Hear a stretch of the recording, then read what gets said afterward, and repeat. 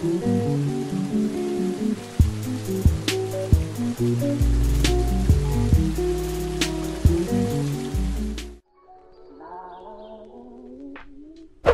is going on, everybody? Gannon here, and today I'm going to be talking about why Zoro does not need a backstory. And by backstory, I mean he doesn't really need more backstory. See, a lot of people are speculating that we are going to get further insight into Zoro's past when we get to Wano Country, because it's a very Zoro-centric arc. We're going to see a lot of sword fighting. Zoro's probably going to have a really badass fight there. People are speculating that Kuina is coming back, that Zoro's going to have a father, a whole bunch of this silly shit that I really wouldn't like to see happen. A particular thing I'm going to have in this video is don't fix something that's not broken. And that's certainly how I feel about Zoro's current backstory. Now, a lot of you are going to be saying, Gannon, why? I mean, wouldn't you like to have a little bit more insight on what Zoro was when he was little, if there was a little bit more there for him to feel the way about being a swordsman? And I'm like, no, I really don't feel that way. I feel like the whole Kuina Dojo thing is awesome. We don't need any more information than that. Listen, guys, Zoro is my favorite character in One Piece. He's one of my favorite characters in all of fiction. He's had the coolest fights. He's the coolest character, in my opinion. I love everything about Zoro. And if you guys haven't noticed, cool characters get a little less cool with backstory. There's a certain amount of coolness that comes with a character's level of mystery. For example, Law really got a lot less cool for me post-time skip. Pre-time skip, he had this ability that we had no idea what it did. The Ape Ape no Mi was just crazy awesome. He was twirling around Marine's body parts. He seemed like an extremely strong character. He had this whole kind of facade about him that really appealed to me. He just seemed really awesome, and I was excited to, see more of him, but I wasn't excited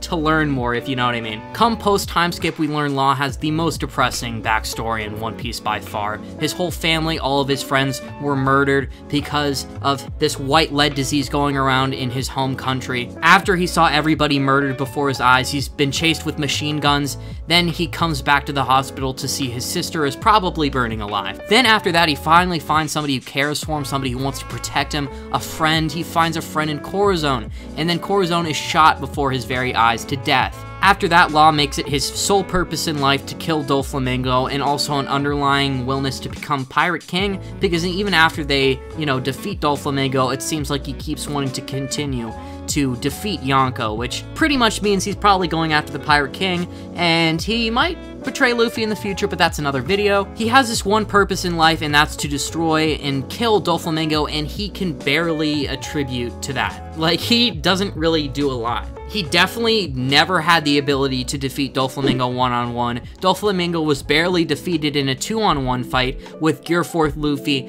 and Law. We learned that Law's fruit is one of the few, if maybe not the only one, that drains the user's stamina, and he just gets debuffed the fuck right after post-time skip. It seems like there's a whole bunch of abilities that he just can't use anymore for some reason. But you guys could definitely understand where I'm coming at. Law, after we learned his backstory, he was just, seemed way less cool, way less mysterious. His abilities started getting shittier. The strength of his character overall seemed to get shittier. Second example of a character getting less cool is Sanji. I mean, we learned that he has this whole history in the North Blue about how he had an abusive father and family of the Vinsmoke dynasty. Sanji then appears to be now the weakest of the monster trio, getting pushed out by Jinbei. He doesn't really seem to gain that many abilities post-time skip, are getting noticeably stronger. He becomes a lot less cool. He's now starting to really get into that cook position rather than being one of the main fighters of the crew. The only cool thing that really came about his backstory was, the Vinsmoke family and how they're fucking Power Rangers. I really thought that they showed up well in the anime, and that's pretty much the only thing the anime has done right in a hot minute. So I'm just saying that when you add in extra story or something that, really builds on a character, you risk losing some of that cool factor. And that's exactly what I'm afraid is going to happen to my favorite character of all time, Roronoa Zoro.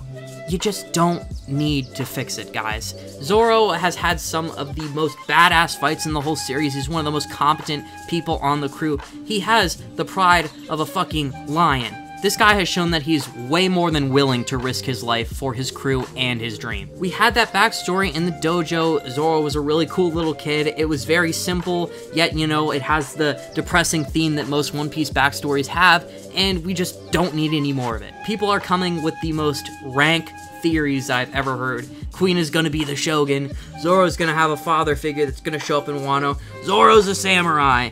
No, Zoro just needs to be Zoro. If anything, the fact that he's so strong and he comes from such a place of normality is what makes him cool. Luffy, he's extremely strong, you know, but he has a grandfather who was the hero of the Marines, and he has the dad who's probably the strongest revolutionary to ever live. Zoro, on the other hand, doesn't have a father figure, and he's just maybe a smidge below Luffy. If anything, he was stronger than Luffy going into the time skip. If it's not broken, don't fix it. Zoro's character and his current backstory is perfect, and we don't need more of it. But guys, basically that's my point. I really don't want to see any more backstory for Zoro. I'm very content with what his character is now. If you guys feel like I've analyzed something wrong, or you would actually like to see more backstory from Zoro, please tell me why you would like to. I'm very interested in what you have to say.